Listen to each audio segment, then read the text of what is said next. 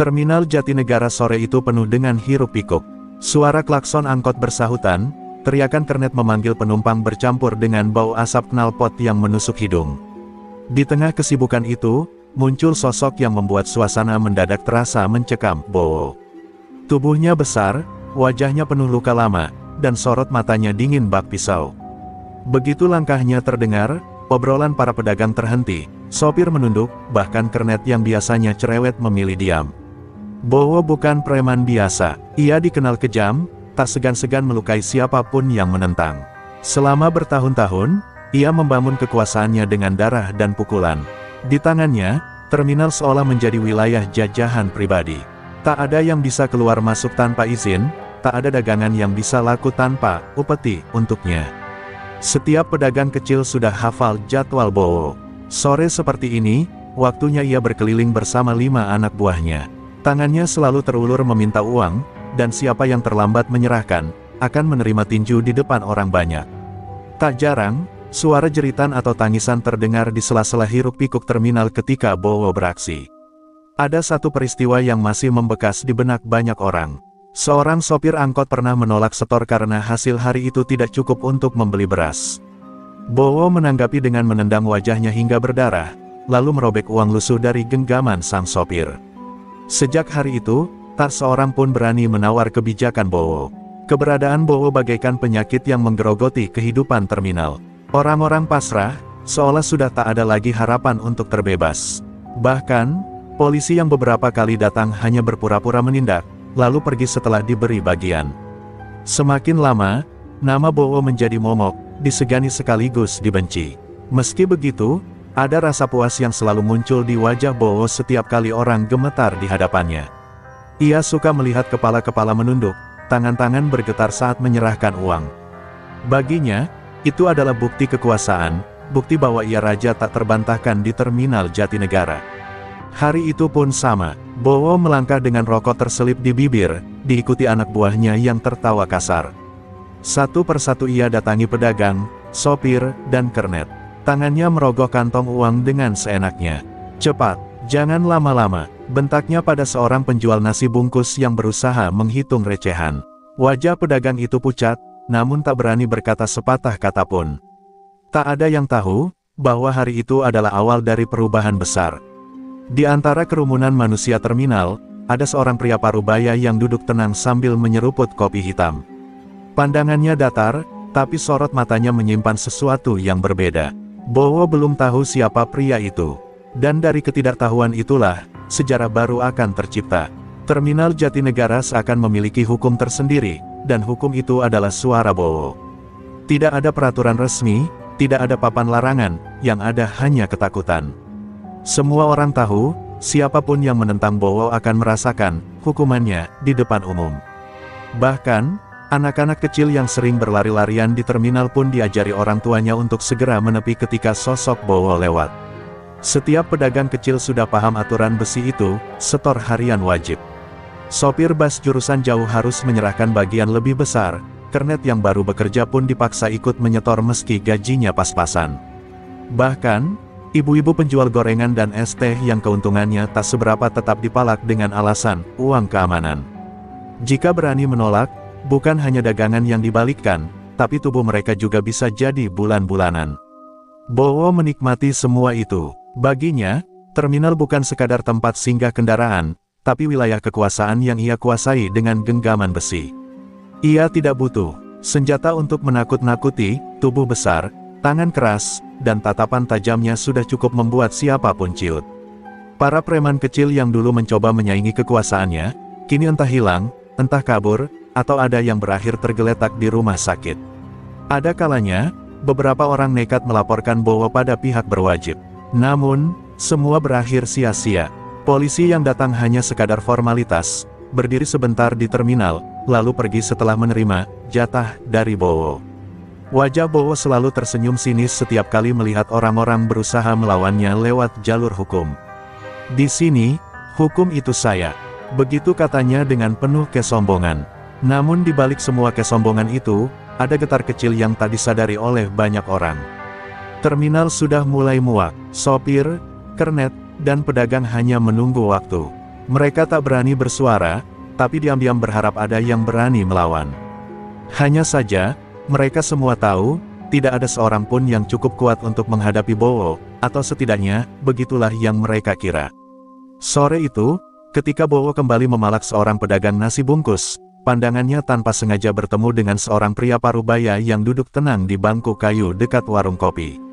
Pria itu tak menunduk, tak pula menoleh ketakutan seperti orang lain. Matanya datar, hanya memperhatikan.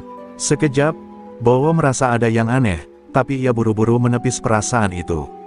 Lihat tuh, orang tua sok cuek. Nanti gue bikin dia tahu aturan, gumam Bowo sambil tertawa dingin, membuat anak buahnya ikut terkekeh. Mereka menganggap pria itu hanyalah calon korban baru, sama seperti ratusan orang yang sudah mereka tekan sebelumnya. Tak ada yang tahu, bahwa pria itu bukan orang biasa. Namanya Nanang, seorang bayangan masa lalu yang pernah menguasai terminal dengan tangan besi. Semua orang tua terminal yang masih mengenalnya tahu betul, bila Nanang bergerak, darah akan berceceran, dan terminal tak akan pernah sama lagi. Sore mulai merambat gelap, lampu-lampu temaram terminal perlahan menyala, menambah suasana pengap yang penuh asap kendaraan.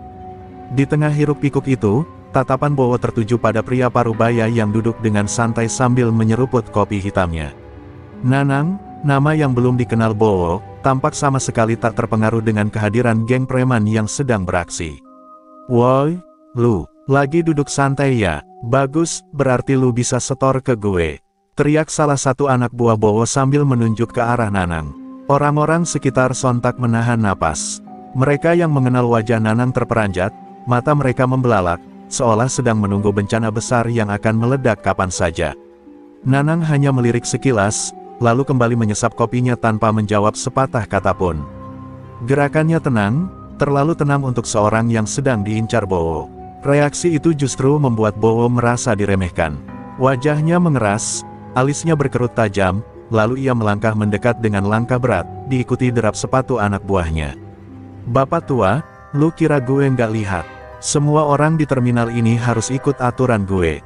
Jadi sekarang, keluarin duit.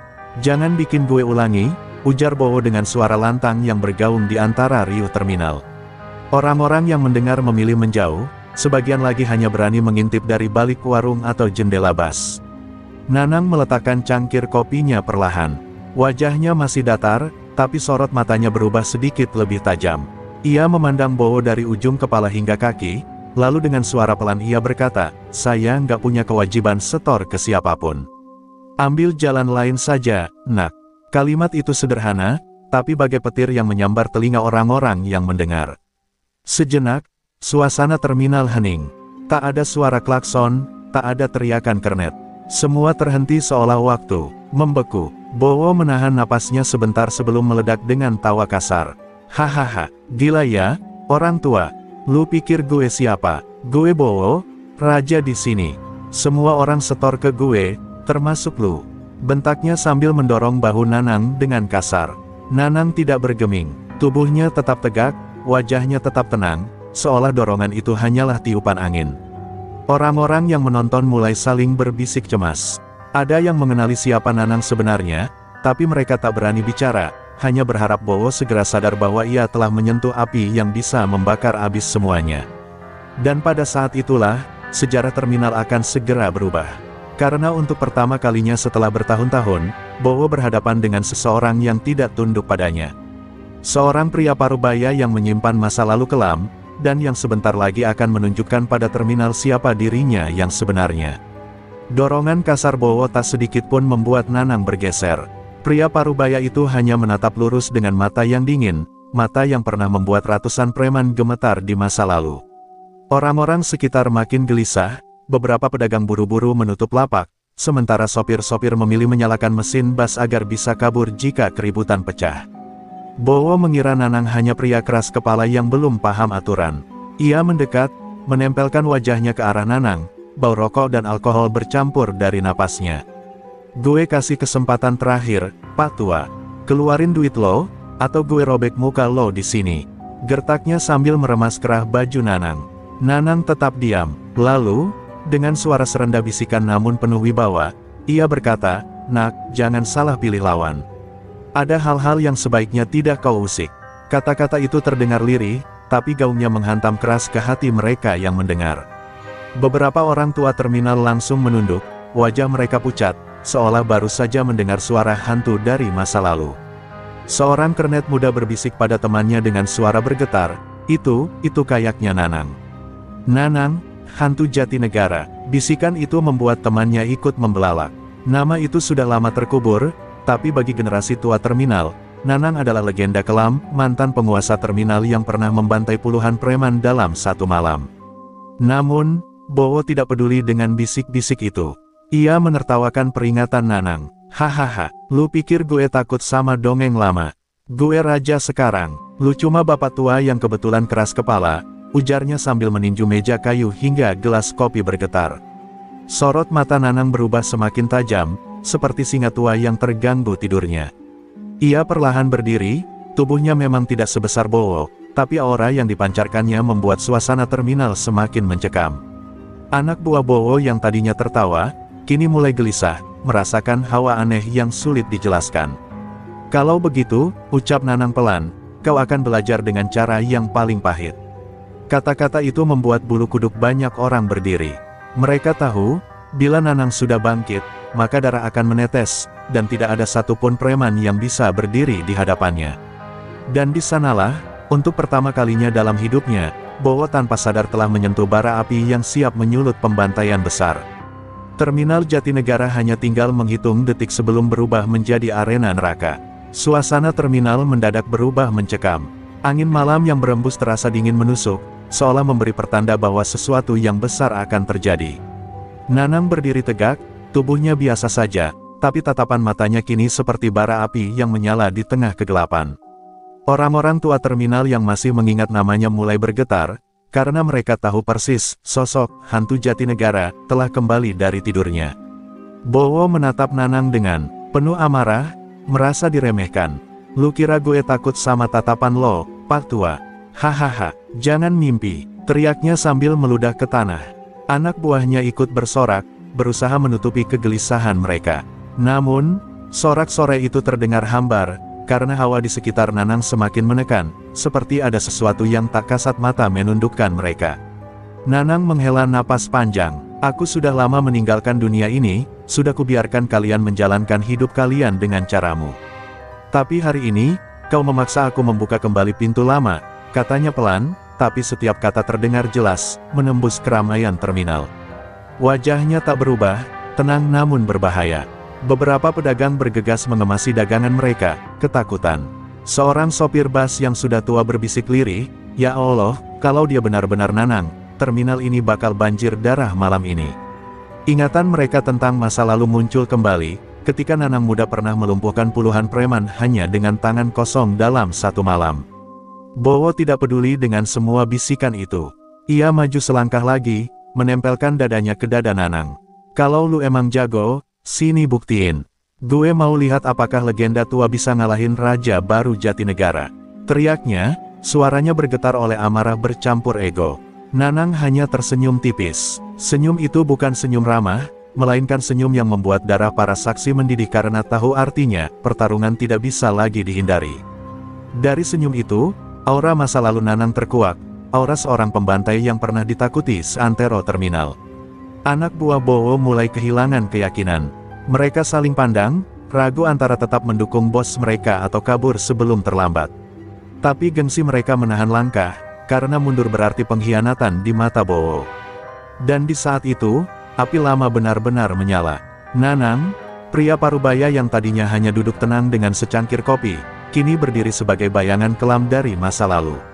Terminal Jatinegara baru saja membuka kembali buku berdarah yang sempat tertutup selama puluhan tahun. Bowo, dengan wajah merah padam oleh emosi, memberi isyarat pada anak buahnya. Hajar, biar dia tahu siapa raja di sini. Teriaknya lantang. 3 orang preman muda langsung maju, tubuh mereka besar, tangan mereka berotot, percaya diri bisa merobohkan pria parubaya itu. Sorak-sorai kecil dari sebagian penonton terdengar, tapi lebih banyak yang memilih menutup mata, tak sanggup menyaksikan apa yang akan terjadi. Nanang berdiri tenang, tubuhnya sama sekali tidak tegang, tangannya masih tergenggam di sisi tubuh. Namun begitu preman pertama mengayunkan pukulan ke arah wajahnya, gerakan Nanang secepat kilat. Dengan satu langkah ke samping dan hentakan siku, rahang preman itu langsung terpelintir, membuatnya ambruk tak bergerak di lantai terminal. Dua anak buah lainnya terkejut, tapi terlalu gengsi untuk mundur. Mereka menerjang bersamaan, satu dengan pukulan lurus, satu lagi dengan tendangan ke arah perut. Nanang memutar tubuhnya, menangkap tangan lawannya, lalu melemparkannya ke dinding bus yang terparkir. Tubuh besar itu jatuh menghantam keras hingga sopir bus menjerit kaget. Preman satunya lagi berhasil menendang, tapi Nanang menahan dengan lutut, lalu menyikut kepalanya hingga terdengar bunyi keras, membuatnya terkapar berdarah. Keheningan seketika menyelimuti terminal, hanya terdengar napas berat para saksi. Beberapa orang yang lebih tua menutup mulut dengan tangan, ingatan lama kembali menyeruak, itulah gaya khas Nanang, cepat, sederhana, tapi mematikan. Nanang kemudian menoleh ke arah Bowo. Aku sudah bilang, jangan usik aku. Itu tadi baru peringatan kecil. Jangan paksa aku mengulang masa lalu yang sudah lama kutinggalkan, katanya dengan suara rendah namun tajam. Kata-kata itu melayang di udara, menusuk ke dalam hati siapapun yang mendengarnya. Namun Bowo malah tertawa keras, menutupi rasa takut yang mulai merayapi hatinya. Hahaha, hebat juga buat orang tua. Tapi jangan kira gue bakal mundur cuma gara-gara itu. Gue punya lebih banyak orang, dan gue nggak akan kalah.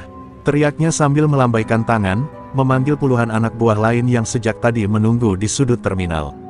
Orang-orang langsung mundur lebih jauh, panik.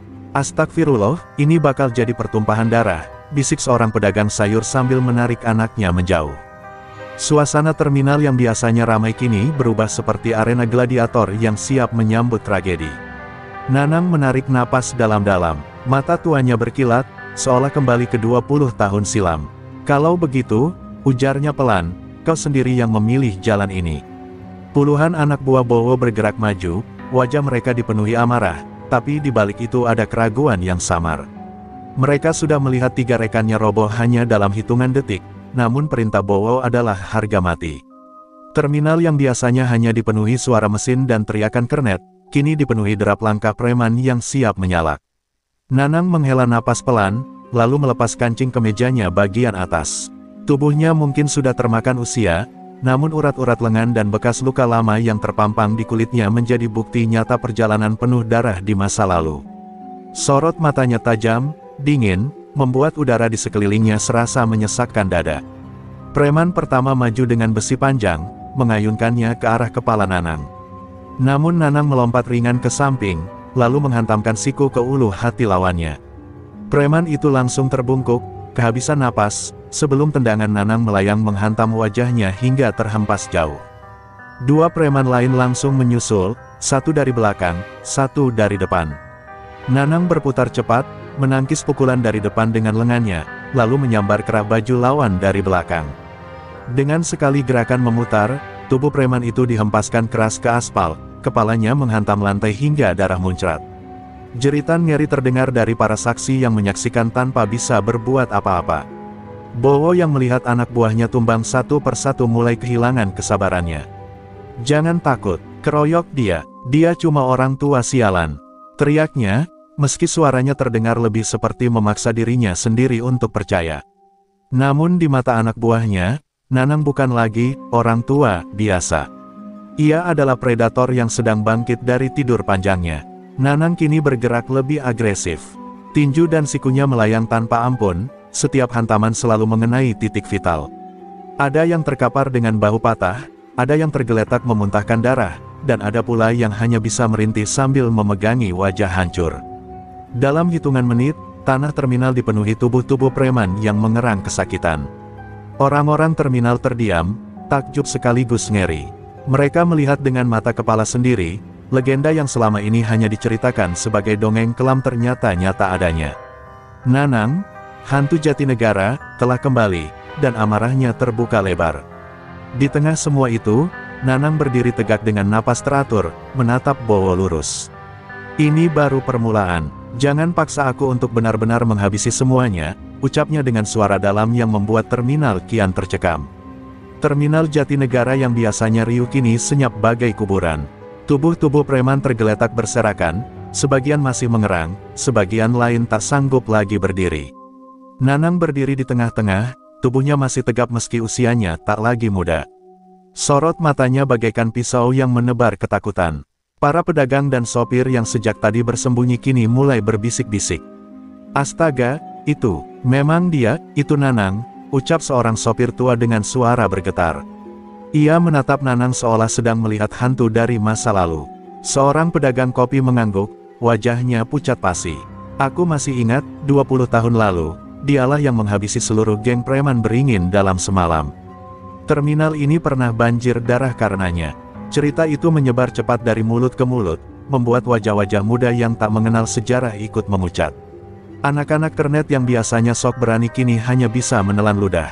Mereka baru sadar bahwa pria parubaya yang barusan dipalak adalah legenda kelam, penguasa lama yang dijuluki Hantu Jatinegara. Nanang menunduk sebentar, seakan menyesali kenyataan bahwa masa lalunya kembali terbuka. Ia sudah berusaha menjadi orang biasa, sekadar pria parubaya yang ingin menjalani hidup tenang.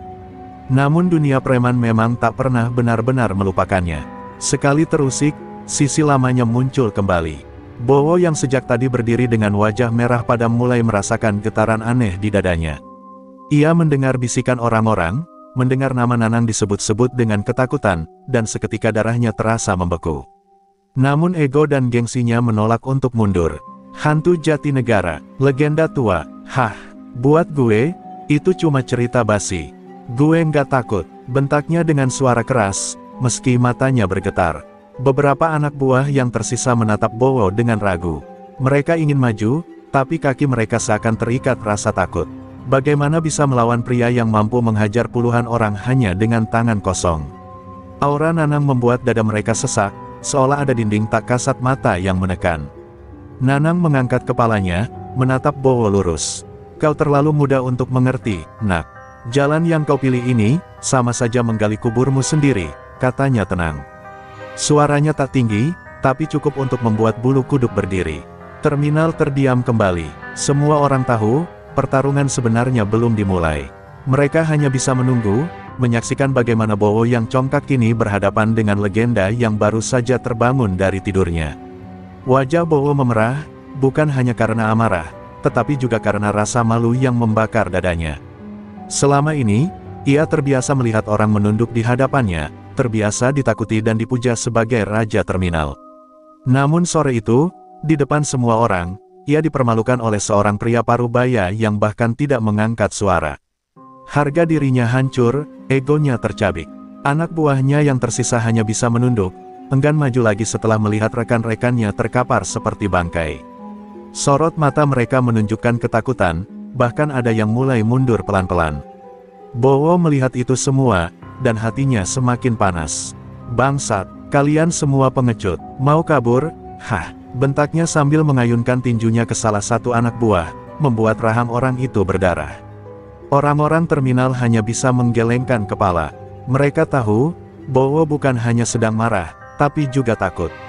Dan ketika seorang preman ketakutan, ia bisa melakukan apa saja untuk mempertahankan gengsinya. Suasana terminal pun kembali mencekam, bagai menunggu badai yang lebih besar. Bowo menatap Nanang dengan mata berapi. "Gue nggak peduli siapa lo dulu. Hantu Jatinegara, legenda, atau apalah. Sekarang ini wilayah gue. Gue nggak akan biarin orang tua kayak lo merusak harga diri gue." Teriaknya, suaranya bergetar antara benci dan gentar. Nanang hanya berdiri diam, menatapnya dengan tatapan penuh iba sekaligus peringatan. "Nak, jangan teruskan. Kalau kau masih keras kepala, kau hanya akan menyeret dirimu dan orang-orangmu ke jurang." Suaranya rendah, tapi bagi Bowo itu terdengar seperti penghinaan yang menusuk lebih dalam. Tawa keras Bowo pecah, meski terdengar sumbang. "Hahaha, jurang, justru gue bakal tarik lo ke jurang yang gue buat sendiri," katanya sambil meludah ke tanah. Ia lalu meraih ponsel dari saku celananya, menekan nomor cepat, dan berteriak di telepon, "Datang sekarang juga." Bawa semua orang. Orang-orang terminal saling pandang, wajah mereka pucat pasi. Mereka tahu apa artinya. Bowo sedang memanggil pasukannya, geng preman dari luar terminal yang jumlahnya puluhan. Pertumpahan darah besar tak bisa lagi dihindari. Nanang menghela napas panjang, menutup matanya sejenak. Saat membukanya kembali, sorot matanya sudah tidak lagi sekadar tajam, melainkan bagaikan pisau yang siap menebas. Kalau begitu, aku tak punya pilihan lagi, gumamnya lirih, tapi cukup untuk membuat bulu kuduk semua orang berdiri. Malam itu terminal Jatinegara terasa jauh lebih mencekam dari biasanya. Lampu-lampu jalan berkelip lemah, sebagian padam, menyisakan bayangan panjang yang bergerak seperti hantu. Orang-orang yang masih beraktivitas buru-buru mengemasi barang dagangan mereka, memilih pergi lebih cepat. Mereka tahu kabar angin sore tadi bukan isapan jempol belaka, Bowo akan datang dengan pasukan besar untuk membalas dendam. Tak lama, suara raungan motor berderu dari kejauhan, semakin lama semakin keras. Dari arah jalan besar, puluhan motor masuk ke terminal, membawa pria-pria berwajah garang dengan senjata seadanya, rantai, besi, hingga parang. Asap knalpot bercampur teriakan liar mereka membuat suasana seperti kedatangan pasukan setan. Anak buah Bowo yang tersisa langsung bersorak, merasa bala bantuan akhirnya tiba. Bowo turun dari motornya dengan langkah congkak, meski dalam hatinya masih ada sisa ketakutan dari sore tadi. Tapi gengsinya menutup semua rasa gentar itu. Mana orang tua itu? Keluar lo, Nanang, gue udah bawa semua yang gue punya. Malam ini gue habisin lo, sampai lo nggak bisa lagi berdiri sok jagoan di terminal gue. Teriaknya dengan suara menggelegar. Nanang muncul perlahan dari balik bayangan kios yang sudah kosong. Wajahnya tetap tenang, meski tatapannya tajam seperti elang yang sedang mengincar mangsa. Di tangannya hanya ada sebatang kayu bekas tiang, tidak lebih. Namun cara dia memegangnya membuat semua orang bergidik, seolah kayu itu bisa lebih mematikan daripada senjata tajam sekalipun. Bowo, ucap Nanang pelan namun tegas, kau sudah memilih jalanmu. Jangan salahkan siapapun kalau malam ini berubah jadi neraka untukmu dan orang-orangmu. Kata-katanya membuat sebagian preman yang baru datang mulai ragu, tapi sorakan keras Bowo segera menutupi rasa gentar itu. Lalu, tanpa aba-aba, Bowo melambaikan tangannya ke udara. Hajar dia, jangan kasih ampun, keroyok sampai mampus. Raungnya, seketika puluhan preman berhamburan maju, teriak-teriak sambil mengacungkan senjata. Suasana terminal seketika pecah, riuh dengan langkah kaki, dentuman besi, dan jeritan liar. Nanang melangkah ke depan, menghela napas panjang sebelum kayu di tangannya mulai berayun. Dan seketika, suara retakan tulang, jeritan kesakitan, dan tubuh yang bergelimpangan terdengar silih berganti. Orang-orang yang masih mengintip dari jauh hanya bisa menahan napas. Mereka sadar, malam itu mereka sedang menyaksikan kebangkitan seorang legenda yang selama ini hanya terdengar dalam cerita bisik-bisik. Terminal Jatinegara berubah jadi lautan api emosi, darah, dan ketakutan. Bowo berdiri di belakang, matanya terbelalak melihat bagaimana Nanang menghantam orang-orangnya satu persatu tanpa ragu, seolah ia memang dilahirkan hanya untuk perang. Untuk pertama kalinya, Bowo mulai bertanya-tanya dalam hati, apakah ia baru saja menyeret dirinya ke neraka yang ia ciptakan sendiri. Jeritan kesakitan bergema di seluruh sudut terminal. Tubuh-tubuh preman berjatuhan satu demi satu, sebagian menggeliat dengan wajah berlumuran darah, sebagian lain tak lagi bergerak. Nanang bergerak seperti bayangan, setiap ayunan kayunya mengenai sasaran dengan presisi yang mengerikan. Sekali hantam, seorang preman terpelanting dan menghantam tiang besi, pingsan tanpa sempat melawan. Asap rokok dan bau keringat bercampur dengan aroma besi darah yang semakin pekat. Para pedagang kecil yang bersembunyi di balik kios hanya bisa berpegangan erat, sebagian berdoa lirih, sebagian lagi menutup mulut agar tak berteriak ketakutan. Malam itu, terminal benar-benar menjelma jadi neraka di dunia nyata. Bowo berdiri di belakang, keringat dingin menetes dari pelipisnya. Matanya terbelalak melihat orang-orangnya tumbang begitu cepat, padahal jumlah mereka jauh lebih banyak. Apa-apaan ini, orang tua ini bukan manusia, gumamnya pelan, namun gengsi membuatnya tetap membentak keras, jangan mundur. Keroyok terus. Dia cuma satu orang, namun semangat preman-preman itu mulai runtuh. Mereka melihat dengan mata kepala sendiri bagaimana Nanang menghajar 5 orang sekaligus, membuat mereka terkapar seperti boneka tanpa nyawa. Setiap langkah Nanang maju, ada yang jatuh tersungkur. Suara tulang patah terdengar berulang-ulang, membuat bulu kuduk siapapun yang mendengarnya berdiri. Nanang tidak lagi berbicara, wajahnya dingin, sorot matanya tajam, seolah seluruh kebencian masa lalu kini ia lepaskan dalam bentuk pukulan. Setiap hantaman kayunya bukan sekadar serangan fisik, melainkan pesan keras, terminal ini bukan milik para preman, terminal ini harus kembali pada rakyat kecil yang mencari nafkah dengan jujur. Dalam kekacauan itu, sebagian preman mulai berlari mundur, tak sanggup lagi menghadapi teror Nanang. Mereka meninggalkan Bowo sendirian bersama beberapa orang yang masih nekat bertahan. Namun yang bertahan pun wajahnya sudah pucat pasi, tubuh gemetar, dan keringat membanjir. Mereka tahu mereka sedang melawan sesuatu yang lebih dari sekadar manusia.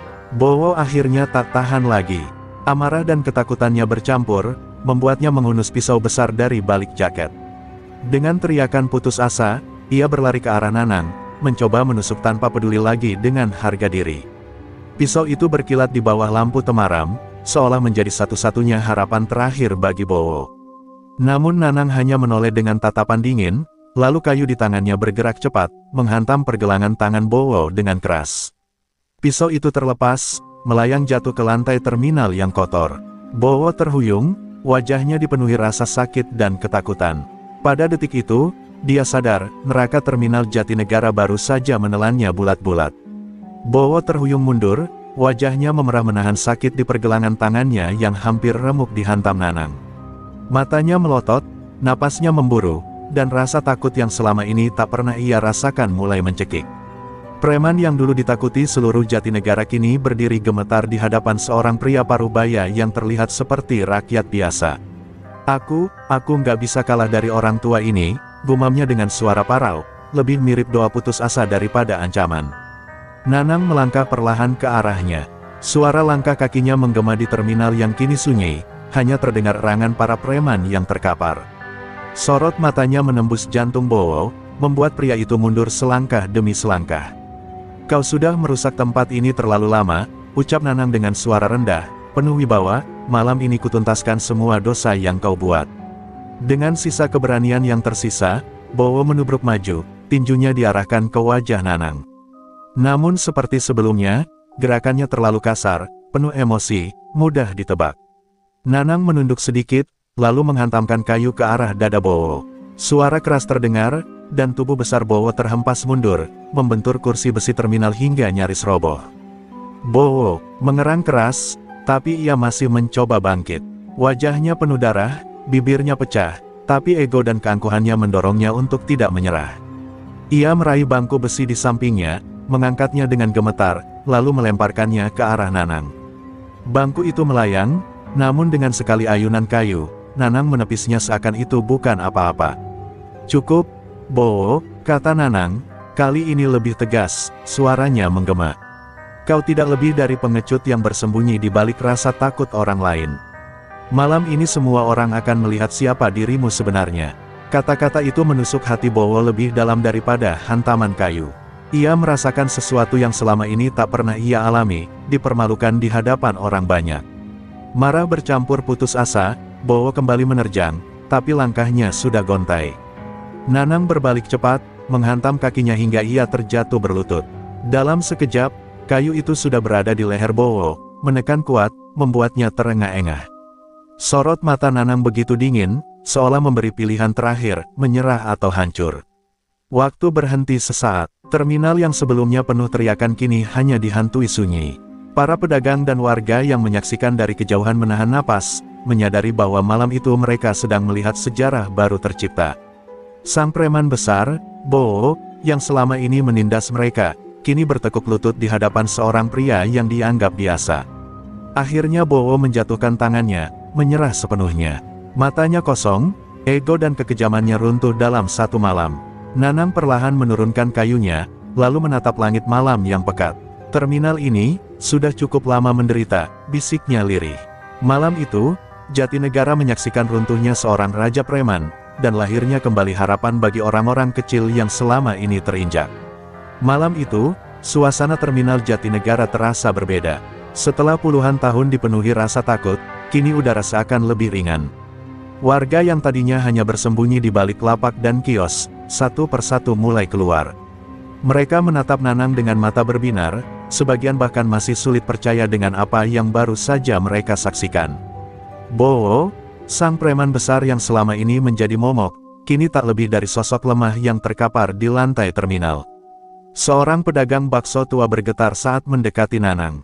Mas, apa benar ini sudah berakhir? Suaranya lirih, penuh harap. Nanang menoleh padanya, menatap lembut. Ia tidak menjawab dengan kata-kata, hanya mengangguk pelan. Anggukan itu bagai cahaya bagi seluruh warga yang mendengarnya. Beberapa mulai menangis, lega, seolah beban panjang di pundak mereka akhirnya runtuh. Para preman yang masih sadar berusaha bangkit, tapi tubuh mereka terlalu lemah, penuh luka. Melihat itu, warga yang biasanya selalu ketakutan justru memberanikan diri mendekat. Beberapa menendang kotak-kotak pungli yang biasa digunakan preman, merobohkannya, dan melemparkan uang receh mereka ke lantai. "Kami bukan sapi perahmu lagi," teriak seorang pemuda dengan suara lantang. Sorak-sorai warga lain menyambutnya. Di tengah euforia itu, Nanang tetap diam, wajahnya dingin. Bukan kebanggaan yang ia rasakan, melainkan kelegaan bercampur kesedihan. Ia tahu pertarungan ini bukan sekadar tentang dirinya atau Bowo, melainkan tentang harga diri orang-orang kecil yang selama ini dirampas. Dalam hati, ia berbisik pada almarhum sahabatnya yang dulu tewas di tangan preman, "Lihatlah, semua ini akhirnya berakhir." Namun Nanang juga sadar, runtuhnya Bowo bukan berarti pertempuran sudah selesai. Dunia preman selalu punya rantai yang lebih besar, selalu ada bos yang lebih tinggi. Bayangan itu sempat melintas di benaknya, tapi ia menyingkirkannya sejenak. Malam ini bukan malam untuk gelisah, melainkan malam kemenangan kecil bagi rakyat. Kecil, beberapa ibu-ibu mendekat, menyalami tangan Nanang sambil berlinang air mata. "Terima kasih, Mas, kalau bukan karena keberanianmu, mungkin kami masih jadi korban mereka." Seorang anak kecil bahkan berlari memeluk kakinya, matanya berbinar penuh kagum. Nanang terdiam, hanya menepuk kepala anak itu dengan lembut, namun di balik senyum tipisnya tersimpan luka batin yang sulit dijelaskan. Bowo sendiri akhirnya diangkut oleh warga dengan tubuh lemas dan wajah penuh luka. Tak ada lagi sorak hormat kepadanya, hanya tatapan jijik dan benci. Sang penguasa terminal kini menjadi pesakitan yang hina, dan bagi warga Jatinegara, itu adalah simbol bahwa ketakutan bisa dikalahkan. Suara-suara doa dan ucapan syukur menggema di sepanjang terminal malam itu. Nanang berdiri di tengah kerumunan, tubuhnya masih tegak meski penuh luka. Ia menatap lampu-lampu jalan yang remang, lalu menarik napas panjang. "Malam ini kalian bebas, tapi jangan pernah biarkan ketakutan datang lagi," ucapnya pelan, namun terdengar jelas oleh semua orang. Kata-kata itu membekas di hati mereka. Terminal Jatinegara akhirnya mendapatkan harapan baru, lahir dari darah dan keberanian seorang pria yang dianggap biasa. Kabar kekalahan Bowo menyebar cepat, jauh melampaui terminal Jatinegara. Dalam hitungan hari, cerita tentang seorang pria misterius bernama Nanang yang mampu menumbangkan puluhan preman sendirian menjadi pembicaraan hangat. Dari kios-kios kopi di pinggiran terminal, hingga meja rapat tersembunyi di bar-bar gelap Jakarta, nama Nanang kini disebut dengan nada waspada. Bagi warga kecil, ia bagaikan pahlawan, namun bagi dunia preman, ia dianggap ancaman besar yang harus segera disingkirkan. Di sebuah gudang tua di wilayah Tanah Abang, sekelompok preman berpangkat lebih tinggi tengah berkumpul. Mereka adalah orang-orang yang selama ini menjadi dalang di balik jaringan pungutan liar di berbagai terminal Jakarta. Salah satu dari mereka, pria bertubuh tambun dengan wajah penuh bekas luka, menghantam meja kayu dengan tinjunya. "Bowo kalah, mustahil. Kalau berita ini benar, maka harga diri kita diinjak-injak," serunya, membuat ruangan bergemuruh oleh sorak dendam. Nanang sendiri, meski telah mengembalikan harapan warga Jatinegara, tak pernah merasa aman. Ia tahu benar bahwa dunia hitam tidak mengenal kata selesai. "Hari ini aku mengalahkan Bowo, besok pasti akan datang yang lebih besar," batinnya, sambil menatap langit malam dari gubuk kecil tempat ia beristirahat. Ada perasaan getir yang menempel di dadanya. Ia tidak berjuang untuk mencari nama, tapi bayang-bayang balas dendam pasti akan mengejarnya. Warga terminal yang dulu ketakutan kini mulai berani hidup lebih bebas. Namun, kegembiraan itu diselimuti firasat buruk. Seorang pemuda bernama Rijal, yang sempat ikut merobohkan kotak pungli, mendekati Nanang dengan wajah cemas. "Mas, aku dengar ada kabar, kelompok preman dari Tanah Abang mau datang ke sini. Jumlah mereka ratusan. Apa kita sanggup melawan?" Suaranya gemetar, seakan ketakutan itu hendak kembali. Nanang menatap pemuda itu lekat-lekat. Ketakutan itu yang membuat mereka berkuasa. "Kalau kalian biarkan rasa itu tumbuh lagi, maka sia-sialah perjuangan malam itu." Kata-kata Nanang tegas, namun hatinya pun bergolak. Ia sadar, pertarungan kali ini bukan sekadar melawan preman biasa. Ia akan berhadapan dengan jaringan yang jauh lebih kuat, yang mungkin tak segan mengorbankan nyawa banyak orang demi mempertahankan kekuasaan mereka. Malam itu, terminal yang biasanya ramai mulai terasa lengang. Bis-bis masih keluar masuk, namun para pedagang memilih menutup lapak lebih cepat. Dari kejauhan, beberapa orang asing terlihat mengamati gerak-gerik terminal dengan tatapan tajam. Nanang tahu, itu hanyalah tanda awal. Badai besar sedang menuju Jatinegara, dan ia berdiri tepat di tengah jalannya. Di dalam dirinya, Nanang mulai mengingat kembali masa lalunya, tentang sahabat yang dulu mati sia-sia di tangan preman, tentang janji yang ia ikrarkan di pusara, untuk tidak membiarkan orang kecil diinjak lagi. Janji itu kini menjadi beban sekaligus kekuatan. Kalau aku harus jatuh, biarlah jatuh di jalan ini, gumamnya sambil mengepalkan tangan. Dan benar saja, tak lama kemudian, kabar menggetarkan datang. Ratusan preman dari Tanah Abang, dipimpin seorang tokoh legendaris bernama Bagas, Harimau Hitam, telah bersiap bergerak menuju Jatinegara. Dunia hitam menuntut balas, dan terminal sederhana itu sebentar lagi akan menjadi medan perang terbesar yang pernah dialami Nanang.